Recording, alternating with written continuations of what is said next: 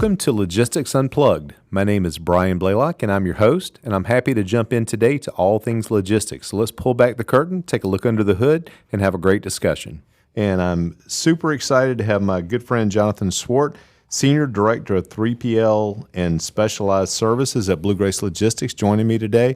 I actually had to stare down and get all of those words in, Jonathan. That is definitely a $20 Scrabble word. So thanks for being here for the market update. Appreciate you being here. I appreciate you having me again. Yeah, absolutely. So lots going on, and we might as well just roll up our sleeves and jump right into it. This is a busy time of the year in logistics. And also, I'm gonna ping you about this in a bit. This is a kind of a busy travel time for you with a lot of stuff going on in the industry right now too, Jonathan. So let's start with just a pulse check on what's going on in the market, and let's see where we're sitting right now, and then we can talk about where you think we're sitting next. Yeah, there's some interesting things going on in the marketplace. I think not unlike most of 2025, kind of looking for that precipice or that catalyst change. And while we've seen it in some pockets, it's been mostly driven by seasonality, increased enforcement on certain rules and regulations, speculation on what the trucking market is going to look like. September is interesting, right? I'm forecasting a little bit here. Left my crystal ball in my office, which I know you asked me to crack it out every now and again, but there is some challenges to forecasting into the end of the year, and things look like it's going to be a different year end than what we typically see. We've had mostly tariff-driven trade changes, right? That has affected a lot of the way that goods flow in and out of the country, which ultimately leads to changes in the North American surface transportation. There's data coming out now with the ups and downs and volatility of ocean containers that some speculate that a lot of inventory has been pulled forward. We won't see your normal Q4 retail bump, right? One could argue that that's been gone for quite a while. Right. The shifts to e-commerce, the ability to order stuff at the touch of a button, we haven't seen that Q4 quote unquote holiday rush for quite some time. So whether it's just speculation or analysts looking for something to sink their teeth into, Right. into what has relatively been a fairly stable transportation market, right? I'm not going to say we're at equilibrium, but there hasn't been a ton of change up or down. So it will be a little bit interesting to see how Q4 plays out. Some regulatory stuff that's on the docket has now been pushed to 2026. Safety requirements, stuff that looked like it was going to require another fairly heavy fixed capital investment for those that wanted to continue to operate trucks. That's now been pushed off to May of 2026. So who knows what it's going to hold, right? But everything that we're looking at kind of says a status quo. The one interesting thing that I thought that is different going into Q4 is we've seen GDP, or the Fed just released GDP estimates at 3.3%, right, for Q2. That's promising, right? Anything above 2% Sure. typically looks like we're in a growth mode. But at the same time, we're seeing retailers come out and warning of price increases, right? Driven from all the way from your food manufacturers, because the cost of protein, right, feed and the consumables that go into putting that in the grocery stores, those are fighting some cost increases. You're seeing retailers come out and be fairly bullish on the fact that stating, hey, we're going to see some price increases, whether it be due to tariffs, whether inflation, et cetera. So be interesting. If we're seeing the GDP growth, you would think that inflation and what the Fed has been doing is going to help us balance that, and we'll Sure. get back into kind of that steady growth stage. But yet consumer confidence is still pretty much below average. And so it'll be interesting to see the way that those dynamics play out, because very rarely in the U.S. economy have you seen GDP growth at at 3% or above, and a consumer confidence down, while also consumer debt growing. So people haven't necessarily stopped spending yet, right? So you can't say that consumer confidence is that low, Right. if your consumer debt or kind of your credit card debt is continuing to increase on average per American. Would say that, well, there's just a lot of dynamics that will play out. Those aren't typically directly related to transportation, but they definitely affect the way that goods move. Inventory levels we always keep an eye on. Good indicator of how much movement there's going to be. Do we need to place inventory in different locations as we approach Q4? Inventory levels look satisfactory. And that's, I think, one of the reasons that everybody is saying, well, hey, a lot of inventory was pulled forward in anticipation of some uncertainty from the tariffs that have been going back and forth. So I'm going to leave my crystal ball a little bit opaque. Okay. I don't think that there's enough out there to say, well, hey, we're going to see this tightening of capacity, or this is going to happen on kind of a normal pattern as we go into Q4, because while it's felt a little bit softer this year, but still the same market dynamics year over year that we've all been in this industry for a while, they've changed quite a bit. And I think if anything, the only thing we can count on is change being the constant. 100%. And so we'll see. I mean, your truck orders, I think we talked about it last time. We're seeing some rebound, but everybody is quick to dismiss that, to say, well, hey, that's just replenishment activity. That's not necessarily new capacity going on the road. So I'm going to leave it a little opaque right now. I think Fair. we'll have a pretty good understanding as we get into beginning of October about what the rest of the year is going to look like. The one thing I will say is, from a acute capacity availability, we are expecting the holiday seasons to be a little bit rocky, more or less just because of the scheduling. This is something I think unique to the industry, that you pick up those little tidbits along the way. But Christmas and New Year's falling, I think, on a Thursday, that really prolongs that holiday crunch. You start to see, drivers wanting to be home, businesses starting to make accommodations for staffing and all that kind of stuff. That really prolongs it. And when you think about it, now I'm taking a 2-week holiday period and stretching it out over 3.5, 4 weeks. And that makes a large impact, especially as we look moving into 2026. That's a pretty thorough update, my friend, and I can't say that I disagree with any of it. I do have a couple of questions, and you brought up a few things as we're talking, and I'm going to accidentally throw some news in here, but we won't beat it to death, and see if there's any effect to some of the things we've talked about before. But I know that you couldn't miss some news lately about an incident on the road that had kind of a terrible result for some folks. And I know we had talked before about some of the initiatives on the licensing and language requirements and some of that. And I know that there was some relaxation in that for a bit. Do you see that now changing sort of as a result of the attention that incident got? That is going to be out there for a while. And, this is a finite example and by no means a representation of the entire trucking network, but managing our temp control spend here at Blue Grace and that service line, we very quickly, based on some of the news and incidents here in Florida, saw a large hesitancy of the driver population, right. in the for-hire side, an area of capacity that I think shippers rely on, specific to inbound Florida, very rapidly tighten. We had a holiday in there, right? We had a CVSA brake check week, right? So some increased enforcement tends to drive some capacity off the road for a little while, whether it be short term, mostly short term, just drivers or fleets saying they don't want to take the risk that week for one reason or the other. But even those minute changes, increased enforcement in this part of the country or this state, can have a drastic effect on capacity. And we've seen that inbound Florida, beyond just normal seasonal patterns, tighten relatively quickly.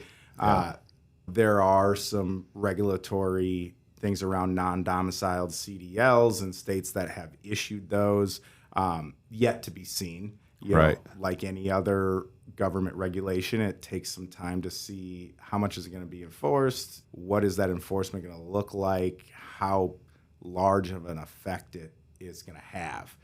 So I think, because we talked a lot about the regulatory rollouts kind of in our previous conversations, one of the things that I thought was interesting in a recent stat that I read, I can't remember where, but it was something along the lines of the level 1 inspections that occurred, I think it was in the month of August. Snapshot was like 22,000 trucks and trailers put out of service for braking violations, right? And of all the level 1 inspections, 1,400 drivers were put out of service for the new regulations that just came in. So it's a relatively small part of the enforcement profile today. What that looks like in the future, don't know. You know, I mean, it's just kind of a yet to be seen. And obviously the industry needs drivers, and there's a lot of debate, and I'm not even going to go there because I know it can be a touchy subject of where and how and what level of training and safety protocols that those trucks are on the road. So You just took me somewhere, and I appreciate you taking the tough questions, Jonathan, because that wasn't that for once that wasn't a softball from me on that one. But you made me think about a couple of things there in the answer, and I'm going to finish one that you just made me think of, which may be quick. So if there's a shortage of drivers, and we've been talking about the driverless vehicles for a while now, and I see some testing going on and some of that getting further down the road. Are we still so far down the road that we can't even begin to determine whether that's going to make an impact, or you see that getting any closer in some of the conversations you have? Yeah. Did you pack a can of worms to this meeting? I did. Because I feel like you might fishing. be cracking it open. My opinion on the driver shortage front first, having worked on the asset side and some of the very large asset operating companies in this country, it's not necessarily a driver shortage, right? Okay. What it comes down to is a little bit of economics, a lot of supply and demand. So if you look at it, it's a skilled labor job that there's a demand for, but that demand is very volatile. Yeah. And so when you hear driver shortage and you hear the average age of the truck driver, there is some points in time in recent history that you can look and say, well, hey, like that is a wage gap issue, right? Right. It's the fact that you can't attract individuals to get on the road, whether it be 28 days out and 4 days home or local, it mostly because of the wage that's associated with it. And you see it all the time when, there's a high demand for capacity. Driver pay is one of the first things that comes up. It's the first things that people use to attract drivers. And then all of a sudden demand dips a little bit and you don't hear about it anymore. So in my opinion, the driver shortage is mostly a wage gap issue. Okay. Yes, is there some things that make that job a lot tougher than being home every night and having a skilled labor job in construction or welding and stuff like that? Yes. There's been some interesting programs about how do we safely and effectively put drivers on the road as being a commercial truck driver as a first choice career. One of the things that we fight as an economy, and especially what leads to the driver shortage, is in most states today, you have to be 21 years old to obtain a CDL. Mm-hmm. If you think about a lot of other skilled labor jobs, you're able to either graduate high school or continue your education in whichever fashion that may be, straight out of high school or even at a younger age. That's not necessarily the case for driving a commercial vehicle. Right. Right. So, a lot of times what happens is the entrance into the industry can be challenging, right? Because it has to be a second career choice. Because what am I going to do from the ages of, just call it 16 to 21, right? Nobody's going to drive a truck at 16, But typically in high school, if I want to be an engineer or I want to be a welder, I want a home building, whatever it is, I can start to prepare for that career at a much younger age. And a lot of the educational institutions offer classes. I remember in high school, I took a shop class, right? Yeah, absolutely. I think my shop teacher saw no hope for me. And so, but not handy if you can't fix it with duct tape. I can't fix it. You can fix everything with duct tape, Jonathan, just so you know. I found Gorilla Tape recently. Even better. Yeah, that's right. So when you look at it from kind of through that lens, I think that's what creates some of our challenges around the driver population. And by no means would I advocate for putting an 18-year-old behind 80,000 pounds traveling down the road against the motoring public, but there has to be a better way. And I know there's a lot of people that are a lot smarter than me trying to solve that problem. But, if we look at it from a first choice career, I think that things would be a little bit different with the driver population. So it's a great answer, and I appreciate the thoughtfulness of that, and appreciate how well you dodged the driverless truck. So we'll. Well, look, not that I want you to have to actually dodge a driverless. Yeah. Well, so there's a couple things at play underneath, or one layer underneath kind of, are driverless trucks going to catch on, or is that technology going to become available? I'm sure you've seen Waymo. I know you don't have to hit the road as much as I do coast to coast anymore. Those days are a little behind you, but we're going to talk about that a little too. Yeah. So, you see the way that Waymo is competing with Uber in certain markets, or competing with the ride share, right? So, is that going to happen in the trucking industry? Probably. If you look back 10 years ago with the cell phones that we have in our pockets, you wouldn't imagine that you could do what we can do on them today, that we take as a daily convenience. So I think people often forget the kind of exponential growth curve that technology brings, or the exponential development of it. So yeah, we're going to see it in our lifetime. Where, how, when, that crystal ball doesn't work that far into the future. Yeah, I'm going to have to eat a little better if I'm going to see it in my lifetime, Jonathan. I don't know. No, it's very true. Great answers. And you started to lead me down another road that I want to take you down, no pun intended, Jonathan. But we talked about being on the road. I know you got a little time coming up on the road, and we're going to have a little fun with that after we talk about a couple of specific things. But I know that around the corner, we've got the IFPA show in Anaheim, California. Tell us a little bit about that coming up in October. Yeah, so excited this year. Always a great industry event. We as a company get the opportunity to meet and see everything that's going on in kind of what we call our fresh space, which is centered around produce and floral transportation. And out in Anaheim, California, mid-October, we'll be out there. Have a fairly large crew. I'm bringing Will with as well. But looking forward to it. There is some interesting dynamics in that market as well. The launch of the kind of winter growing regions in Mexico and Yuma. And so really looking forward to connecting with some of our partners out there, and obviously some great education that comes along from IFPA as well. So really looking forward to getting out there and doing that. And, I don't know who built the schedule this year, but we've got another one in October as well, CSCMP. And so we'll be coast to coast.